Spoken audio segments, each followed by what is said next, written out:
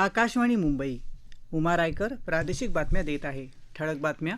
अयोध्या मंदिर अपहार प्रकरणी सर्वोच्च न्यायालयाच्या केंद्र आणि राज्य सरकारला तसंच श्री रामजन्मभूमी तीर्थक्षेत्र न्यासाला नोटिसा. बद्रीनाथ मंदिर दान अपहार प्रकरणी मंदिर समितीच्या अध्यक्षांना अटक. मागासवर्गीय विद्यार्थ्यांसाठीची अनुदानप्राप्त 6 वसतिगृह बंद असल्याचं कॅगचं निरीक्षण. आणि पुणे जिल्ह्यात वारी मार्गावर अपघातात 3 महिलांचा मृत्यू, 7 जण जखमी. अयोध्येच्या रामजन्मभूमी मंदिरात देणग्या आणि दानातल्या वस्तूंचा अपहार झाल्याच्या आरोपांची न्यायालयीन देखरेखीखाली चौकशी करण्याचे आदेश मागणाऱ्या याचिका समूहावर सर्वोच्च न्यायालयाने केंद्र आणि उत्तर प्रदेश सरकारला तसंच राम मंदिराचं व्यवस्थापन पाहणाऱ्या श्री रामजन्मभूमी तीर्थक्षेत्र न्यासाला नोटिसा बजावल्या आहेत. सरन्यायाधीश न्यायमूर्ती सूर्यकांत, न्यायमूर्ती जॉयमाल्य बागची आणि न्यायमूर्ती व्ही मोहना यांच्या पीठासमोर याचिकांची सुनावणी होत आहे. या प्रकरणी चौकशी करणाऱ्या उत्तर प्रदेश पोलिसांच्या तपास पथकानं चौकशीच्या प्रगतीचा अहवाल सादर करावा असंही न्यायालयानं सांगितलं. उत्तराखंडच्या बद्रीनाथ मंदिरात दान अपहार प्रकरण उघडकीला आलं असून काल रात्री विशेष चौकशी पथकानं बद्री केदार मंदिर समितीच्या अध्यक्षांना डेहराडून चौकशीसाठी ताब्यात घेतलं आहे. बद्रीनाथ मंदिरात 2 जुलै रोजी दानपेटीतल्या रकमेची मोजणी सुरू असताना त्यातले घोटाळे लक्षात आले आणि समितीने पोलिसांकडे तक्रार दाखल केली होती. त्यानुसार पोलिसांनी विशेष पथक स्थापन करून संशयित आरोपींचा शोध सुरू केला होता. संशयिताला अखेर डेहराडूनमधून ताब्यात घेण्यात आलं असून पोलिसांनी सीसीटीव्ही फुटेज आणि इतर नोंदींची तपासणी सुरू केली आहे. आसाममधल्या 27 जणांना परदेशी घोषित करणारे परदेशी नागरिक न्यायाधिकरणाचे आदेश सर्वोच्च न्यायालयानं आज रद्द केले.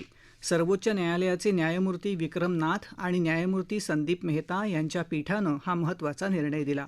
तांत्रिक त्रुटी आणि किरकोळ विसंगतीच्या आधारावर आपल्याला परदेशी घोषित करण्यात आल्याचा युक्तिवाद करत या 27 नागरिकांनी न्यायालयात दाद मागितली होती. सर्वोच्च न्यायालयानं गुवाहाटी उच्च न्यायालय आणि परदेशी नागरिक न्यायाधिकरणाचे जुने आदेश बाजूला सारून या प्रकरणांची पुन्हा सुनावणी घेण्याचे निर्देश दिले आहेत. तसंच तोपर्यंत याचिकाकर्त्यांवर कोणतीही सक्तीची किंवा कठोर कारवाई न करण्याचे आदेश सरकारला दिले आहेत. राष्ट्रीय आरोग्य संशोधन धोरणाच्या मसुदा निर्मितीसाठी आरोग्य आणि कुटुंब कल्याण मंत्रालयानं सूचना मागवल्या आहेत. देशाच्या आरोग्य संशोधन प्रणालीला योग्य रूप आणि बळकटी देण्यासाठी या धोरणाची निर्मिती केली जात आहे.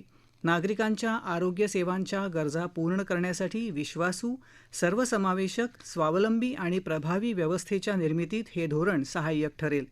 विविध हितसंबंधींनी दिलेल्या सूचनांचा आणि शिफारसींचा समावेश करून हे धोरण तयार केलं जाणार आहे. त्यामुळे इच्छुकांनी 27 जुलैपर्यंत आपल्या सूचना सादर कराव्यात असं आवाहन मंत्रालयानं केलं आहे.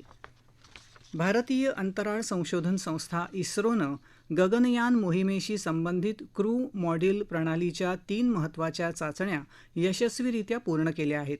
पहिल्या चाचणीत क्रू मॉड्यूल ऑपरेटिंग प्रणालीची कार्यक्षमता तपासण्यात आली. समुद्रात गेल्यानंतरची ही प्रणाली पुन्हा सरळ स्थितीत येण्यास यशस्वी ठरली. दुसऱ्या चाचणीत क्रू मॉड्यूल आणि अंतराळवीर यांना परस्परांपासून विभक्त करणारी यंत्रणा यशस्वीपणे कार्यरत असल्याचं सिद्ध झालं. तर तिसऱ्या चाचणीत क्रू मॉड्यूलची संरचनात्मक प्रणाली अपेक्षेनुसार कार्यरत असल्याचं निष्पन्न झालं.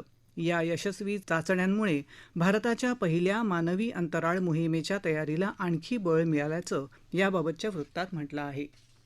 स्पर्धा परीक्षांमधील कथित गैरव्यवहारांविरोधात दिल्लीमध्ये JNU आणि जंतर मंतर परिसरात कॉक्रोच जनता पार्टी आणि पर्यावरण कार्यकर्ते सोनम वांगचुक यांनी सुरू केलेल्या आंदोलनाला शिवसेना उद्धव बाळासाहेब ठाकरे पक्षाचे अध्यक्ष उद्धव ठाकरे यांनी आज जाहीर पाठिंबा दिला. कोणत्याही राजकीय झेंड्याविना राजकीय मतभेद दूर सारून सर्वच राजकीय पक्षांनी तसंच लोकसभेचे विरोधी पक्षनेते राहुल गांधी यांनी त्यात सहभागी व्हावं असं आवाहन त्यांनी मुंबईत वार्ताहर परिषदेत केलं. नीट परीक्षा पेपरफुटीच्या पार्श्वभूमीवर केंद्रीय शिक्षण मंत्री धर्मेंद्र प्रधान यांनी राजीनामा द्यावा आणि पीडित विद्यार्थ्यांना नुकसान भरपाई मिळावी ही आंदोलकांची मागणी योग्य असल्याचं ठाकरे म्हणाले. येत्या 20 जुलै रोजी आंदोलकांच्या संसद मोर्चाला पाठिंबा देण्यासाठी शिवसेना महाराष्ट्रातही आंदोलन करणार असल्याचं ठाकरे यांनी सांगितलं. या प्रादेशिक बातम्या आकाशवाणीच्या मुंबई केंद्रावरून देत आहोत. आकाशवाणी मुंबईच्या एअर न्यूज मुंबई या इंस्टाग्राम पेजवर तुम्हाला दिवसभर महत्त्वाच्या बातम्या वाचता येतील. प्रादेशिक बातमीपत्रात आपलं पुन्हा एकदा स्वागत. मागासवर्गीय विद्यार्थ्यांसाठी बांधलेल्या परंतु बंद असलेल्या राज्यातल्या 6 वसतिगृहांना गेली 4 वर्ष सरकारी अनुदान मिळत राहिल्याचं नियंत्रक आणि महालेखापरीक्षक कॅगच्या अहवालात म्हटलं आहे. यातली 4 वसतिगृहं जालना जिल्ह्यात असून 1 लातूर आणि 1 बुलढाणा जिल्ह्यात असल्याचं अहवालात म्हटलं आहे. या वसतिगृहांची अवस्था अतिशय वाईट असून गेली 4 वर्ष त्यात एकही विद्यार्थी राहत नाही. तरीही राज्य सरकारच्या सामाजिक न्याय विभागाकडून या वसतिगृहांना 1.5 कोटी रुपयांहून अधिक अनुदान दिलं गेलं असल्याचं निरीक्षण अहवालात नोंदवलं आहे. इतर वसतिगृहांची परिस्थितीही वाईटच असून विद्यार्थ्यांना प्राथमिक सोयीसुविधाही मिळत नसल्याचं अहवालात म्हटलं आहे. राज्यातल्या 49 सरकारी वसतिगृहांमध्ये पर्यवेक्षक नाही, तर मुलींसाठी असलेल्या 5 वसतिगृहांमध्ये पुरुष पर्यवेक्षक नेमले गेल्याचं निरीक्षण कॅगनं नोंदवलं आहे. 2020 सालापर्यंत 200 वसतिगृह बांधण्याचं सरकारचं उद्दिष्ट पुरेसा निधी मंजूर झाला असूनही पूर्ण झालेलं नाही.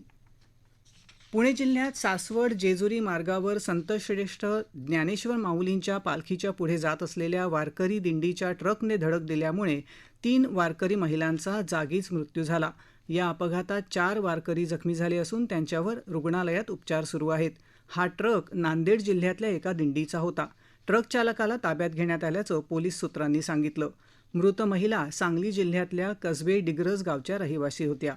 उपमुख्यमंत्री आणि पुण्याच्या पालकमंत्री सुनेत्रा पवार यांनी या घटनेबद्दल दुःख व्यक्त केलं असून जखमी वारकरी भगिनींची रुग्णालयात जाऊन भेट घेतली. पंढरीच्या वाटेवर निघालेल्या वारकऱ्यांची सुरक्षितता ही आपली सर्वांची सामूहिक जबाबदारी आहे. त्यामुळे सर्वांनी वाहन चालवताना चालणाऱ्या वारकऱ्यांची काळजी घ्यावी असं आवाहन पवार यांनी केलं. मुख्यमंत्री देवेंद्र फडणवीस यांनी या अपघाताबद्दल दुःख व्यक्त केलं असून मृत वारकऱ्यांना श्रद्धांजली अर्पण केली आहे. मृताच्या कुटुंबियांना त्यांनी राज्य सरकारतर्फे प्रत्येकी 5 लाख रुपयांची मदत जाहीर केली आहे. उपमुख्यमंत्री एकनाथ शिंदे यांनीही या अपघाताबद्दल दुःख व्यक्त केलं आहे. ही घटना दुर्दैवी असून पंढरीच्या वारीमध्ये संपूर्ण सुरक्षितता आणि सावधानतेच्या उपाययोजना करण्याच्या सक्त सूचना संबंधित यंत्रणांना देण्यात आल्याचं त्यांनी समाजमाध्यमावरच्या संदेशात म्हटलं आहे. 56व्या आंतरराष्ट्रीय भौतिकशास्त्र ऑलिम्पियाडमध्ये प्रथम क्रमांक पटकावणाऱ्या भारतीय विद्यार्थ्यांचं प्रधानमंत्री नरेंद्र मोदी यांनी अभिनंदन केलं आहे. या विद्यार्थ्यांचं यश भारताच्या अनंत युवाशक्तीचं प्रतीक असल्याचं प्रधानमंत्र्यांनी शुभेच्छा संदेशात म्हटलं आहे. मुंबईचा श्रेष्ठ सुरैया आणि पुण्याचा कनिष्क जैन या विद्यार्थ्यांसह 5 जणांनी कोलंबियात बुकारामांगा इथं झालेल्या या स्पर्धेत वैयक्तिक सुवर्णपदकं पटकावली. भंडारा जिल्ह्यात बावनथडी धरण प्रकल्पग्रस्त आदिवासींनी 2 महिन्यांपूर्वी कालव्यात उतरून केलेल्या आंदोलन प्रकरणात पोलिसांनी आता 9 जणांच्या विरोधात गुन्हे दाखल केले आहेत. धरणातल्या गावांचं पुनर्वसन करण्यात आलं आहे. मात्र प्रकल्पग्रस्त आदिवासी आणि शेतकऱ्यांनी त्यांना मिळालेल्या तुटपुंज मदतीविरोधात हे आंदोलन केलं होतं. विम्बल्डन टेनिस स्पर्धेत इटलीच्या जॅनिक सिनर यानं सलग दुसऱ्यांदा अजिंक्यपद पटकावलं. काल झालेल्या पुरुषांच्या अंतिम सामन्यात सिनरने जर्मनीच्या अलेक्झांडर स्वेरेववर 6-7, 7-6, 6-3 आणि 6-4 अशी मात केली. याच स्पर्धेच्या महिला दुहेरीत चिनी फ्रेंच जोडीनं कॅनेडियन ब्राझील जोडीचा 6-3, 7-5 असा पराभव करून अजिंक्यपद पटकावलं. ठळक बातम्या पुन्हा एकदा. अयोध्या मंदिर अपहार प्रकरणी सर्वोच्च न्यायालयाच्या केंद्र आणि राज्य सरकारला तसंच श्री रामजन्मभूमी तीर्थक्षेत्र न्यासाला नोटिसा. बद्रीनाथ मंदिर दान अपहार प्रकरणी मंदिर समितीच्या अध्यक्षांना अटक. मागासवर्गीय विद्यार्थ्यांसाठीची अनुदानप्राप्त 6 वसतिगृह बंद असल्याचं कॅगचं निरीक्षण. आणि पुणे जिल्ह्यात वारी मार्गावर अपघातात 3 महिलांचा मृत्यू, 7 जण जखमी. याबरोबरच आकाशवाणी मुंबई केंद्रावरचं हे प्रादेशिक बातमीपत्र संपलं. पुन्हा भेटूया संध्याकाळी 5 वाजता आकाशवाणी मुंबईच्या पुढच्या बातमीपत्रात. नमस्कार.